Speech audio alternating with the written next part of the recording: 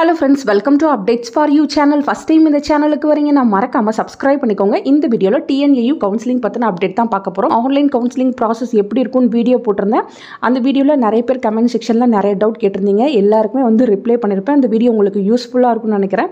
அந்த கமெண்ட் செக்ஷன்ல சில பேர் கேட்ட டவுட் என்னன்னு பாத்தீங்கன்னா, எனக்கு எந்த மெயிலுமே வரலையே, நீங்க மெயில் வரும்னு சொல்றீங்க, அது எப்போ வரும்? கவுன்சிலிங்க்கு எல்லாருக்குமே மெயில் அனுப்புவாங்களா? இது போல வந்து கேட்டிருந்தீங்க. ஸோ அதுக்கான இன்ஃபர்மேஷனை இந்த வீடியோல வந்து பார்க்கலாம். ஃபர்ஸ்ட் பாத்தீங்கன்னா பப்ளிகேஷன் ஆஃப் ரேங்க் லிஸ்ட் 24/6/2025 24ஆம் தேதி நமக்கு ரேங்க் லிஸ்ட் வந்து அப்டேட் ஆகிரும்னு சொல்லியிருக்காங்க. மேபி 24ஆம் தேதிக்கு முன்னாடியே கூட ரேங்க் லிஸ்ட் போடுறதுக்கு பாசிபிலிட்டிஸ் இருக்குது, இல்லை ஒன் டேயாக டிலேயாக போடுறது கூட பாசிபிலிட்டிஸ் இருக்குது. ஸோ இந்த டேட்ஸ் எல்லாமே ஒரு டென்டேட்டிவ் டேட்டை தான் கொடுத்துருக்காங்க. ஸோ அக்யூரேட்டாக இந்த டேட்டில் எல்லாமே நடக்கும்னு சொல்ல முடியாது. 1 or 2 days வந்து டிலே ஆகிறது கூட பாசிபிலிட்டிஸ் இருக்குது. எல்லா இயருமே பார்த்தீங்கன்னா கவுன்சிலிங் ஸ்டார்ட் ஆக போகுதுன்னா அதுக்கு முன்னாடி நாளே கவுன்சிலிங்கான மெயில் வந்து அனுப்புவாங்க.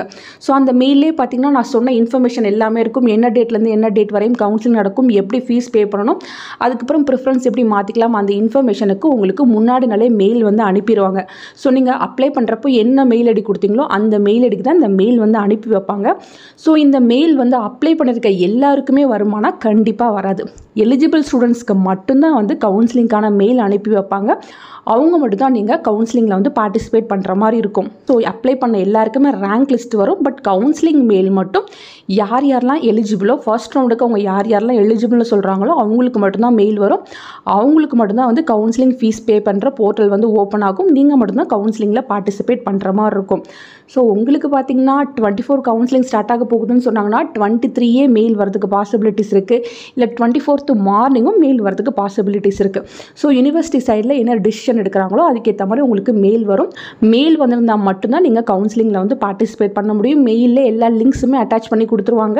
ஸோ நீங்கள் லாகின்ல ஃபீஸ் வந்து பே பண்ணணும். ஜென்ரல் கோட்டா கண்டிப்பாக கவுன்சிலிங் ஃபீஸ் வந்து பே பண்ணணும். அதுக்கான அமௌண்ட்டுமே ஆல்ரெடி சொல்லியிருந்தேன். 7.5 ரிசர்வேஷன் நீங்கள் கவுன்சிலிங் ஃபீஸ் எதுவுமே பே பண்ண தேவையில்லை ஃப்ரெண்ட்ஸ். இந்த வீடியோ உங்களுக்கு யூஸ்ஃபுல்லாக இருக்கும்னு நினைக்கிறேன். நிறைய பேர் ஸ்லைடிங் பற்றி கேட்டிருந்தீங்க. சூன் அதுக்கான வீடியோவும் அப்லோட் பண்ணுறேன். தேங்க்யூ ஃபார் வாட்சிங்.